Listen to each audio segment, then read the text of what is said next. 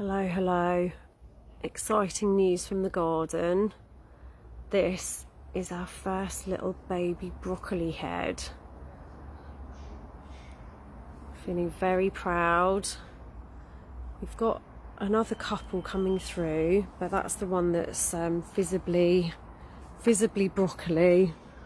So that's all the broccoli here.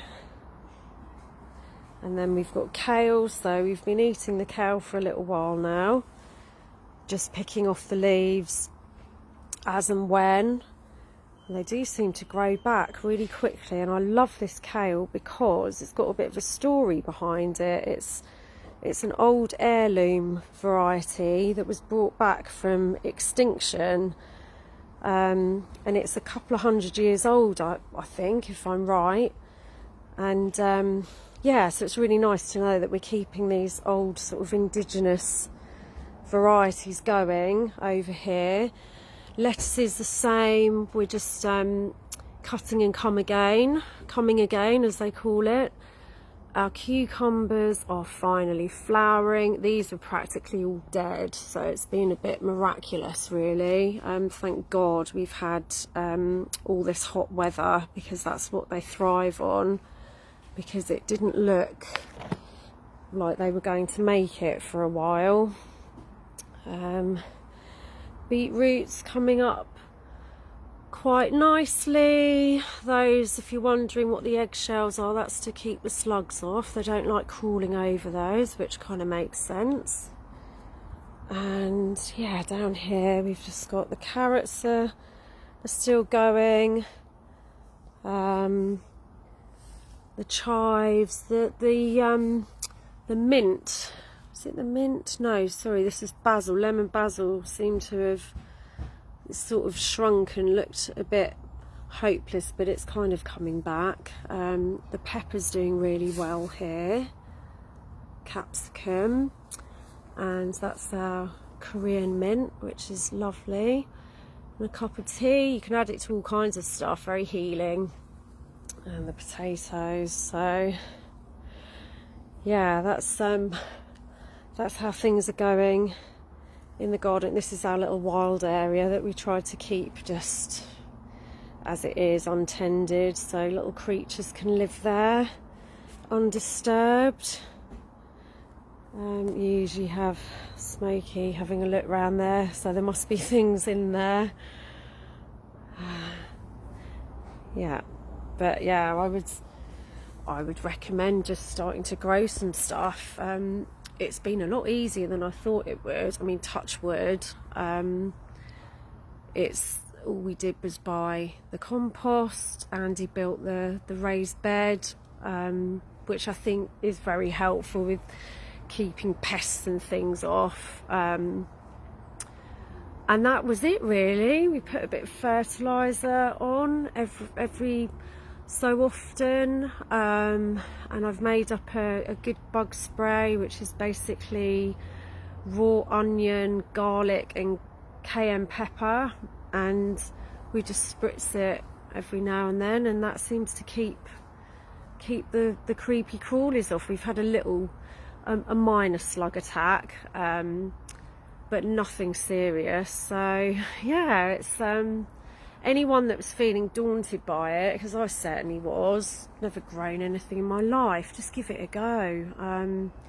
And there's so many different like groups and clubs and different things, sharing information, you can get advice. Yeah, I think it's the way forward into more self-sufficiency. We're seeing now, aren't we, the next phase in this whole thing. Doesn't it feel like to you like it's really ramping up again? It's like we've sort of accelerated into the next stage, and it's kind of I've just got to show you, Smokey's just gone really I love it when he stretches out like that.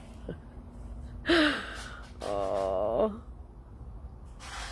he's enjoying it. It was a bit too hot out here yesterday, so it's a bit It's quite a bit cooler actually, but still warm. Anyway, yeah, it's just undeniable the direction we're heading. We're seeing, obviously, with the Dutch farmers and the pitiful reason that the government's trying to use to basically get the land off them. I think at this stage, I was thinking the other day actually about when this very first started, and it was before the first lockdown.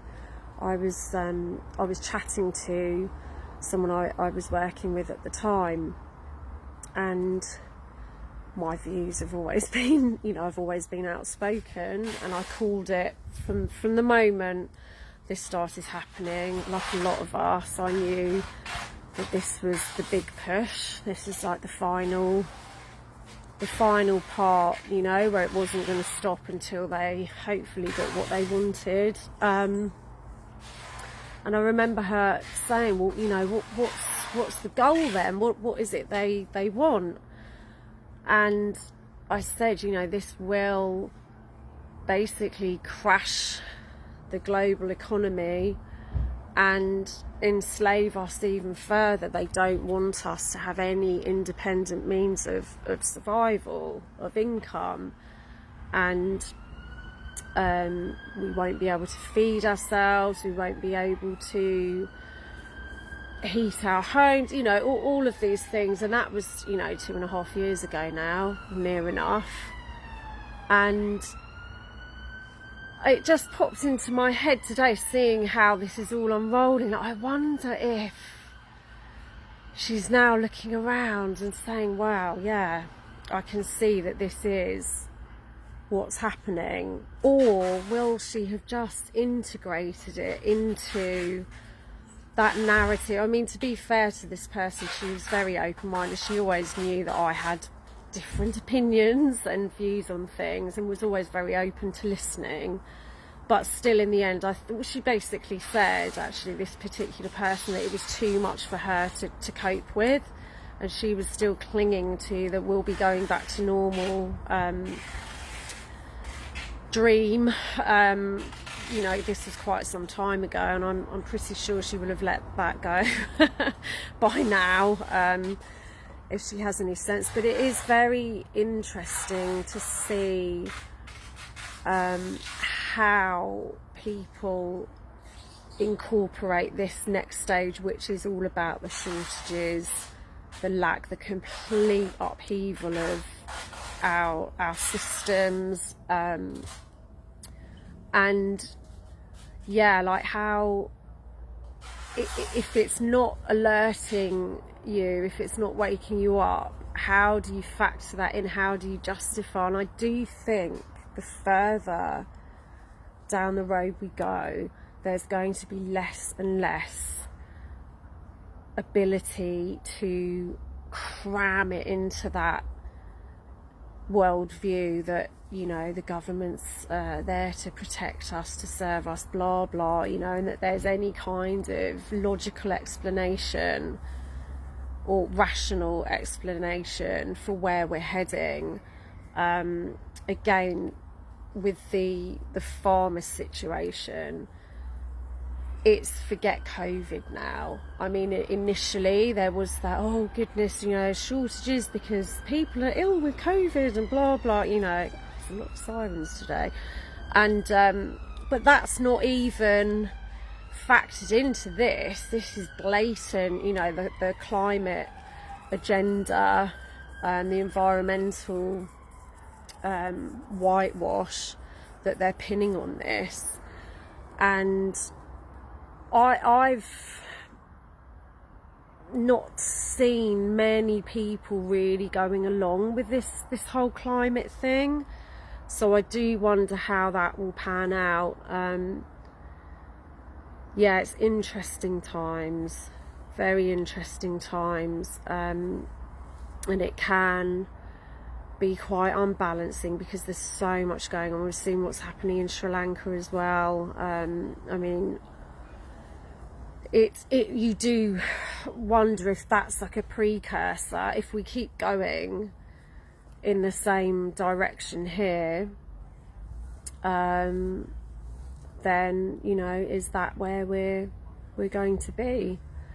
So it can be a bit unbalancing, but I think, you know, again, we just have to keep focusing on creating the kind of world that we want to live in. Put the energy there, more energy there than focusing on trying to change a fatally flawed system that's designed with evil intent, to be honest. Anything that's centralized to that degree can never be empowering for the people. And so, yeah, you know, we keep going, don't we? We keep plodding on and plugging away, and I think that's the most important thing. And, you know, there's so much delving into the little details, and does this mean this and that mean that, and this is a psyop and that's blah blah. Yeah, that's all going on, you know, but I think rather than getting waylaid by that, we'll know that we're out of all of this when we're living free, when we're not living hand to mouth, when we're not working just to survive, when we're not restricted by endless rules, when we're not beholden to unelected officials and so-called authorities, when we're not handing over every penny to actually just prop up this top layer so they can live like kings while we scrabble around for crumbs. That's when we'll know. We don't need to constantly look at the symbols and the you know, is that a psyop, is that controlled, are they doing this? So we'll think that the evidence will be there in how we're living as to whether they're still in control. You know, we'll know when you've got back to that part of yourself, when you can genuinely say you're free to live as you want to, without causing any harm, then that will be the indicator. Of course, we research, as I'm not saying just switch off and you know, not take an interest, of course not, but I think it's about the focus. I think it's no judgment, but, you know, and I've been there myself, it's very easy to get really dragged into these conspiracy theories, and I'm talking about genuine theories at this point where there's absolutely no proof, and it's just, you know, it can be quite draining, because you go round and round and round, and yeah, I just think it's energy can be better spent elsewhere. You know, get yourself prepped. We can see what's coming. Get yourself into a situation where you're not going to be absolutely floored by not being able to get hold of this, that, or the other. You know, more practical stuff. Get involved in those community projects and things like that, where and making those connections where you're able to help look after each other, because I think we're in for a very, very rough ride. As you know, I still have great faith that we will overcome. I think it's essentially already done, but we have to go through the whole thing before we're out the other end. And I think there's a lot of distraction, you know, whether it's intentional or not, where people are bickering. I've seen so much bickering online about, you know, things like the Georgia Guidestones and blah blah. Look, it's happened, whatever. Even, for example, in this case, if it's a psyop and they've done it themselves, they've pulled these down and it means this, that and the other, so what? We carry on. We don't stop. We do not stop. It's, you know, until the tyranny ends, we don't stop. And as I said, it will be very evident to our own eyes and in our own experience when we've put them down, because we will not be living the way that we are now. And so I wouldn't be flowing all my energy to them and what they're doing. And it's like, I think it was Manly P. Hall said that symbolism would be their downfall, because that's the thing, once you know and you've seen, they don't have that power over you. So yeah, that's my thoughts for this afternoon. I hope you're having a good day, good evening, good morning, wherever it is you are. And we had a great super stand. I'm sure you will have seen some of the footage. I can't recommend doing a super stand enough, just to get the clans together, have a really good time, make those connections, get to know, you know, what skills people have got that can be shared, just simple things like that.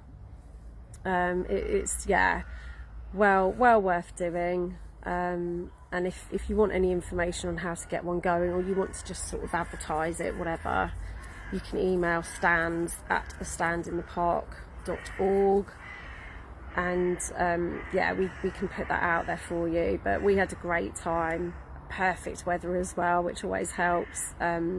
Yeah, looking forward to doing another one. And they're things that you can always get people down to give talks, and, you know, make it really informative as well, and have music and food, and yeah, just enjoy being together as well. So yeah, that was awesome. Yeah, so with that, I shall bid you farewell. I will speak to you very soon. Take care, lots of love, peace.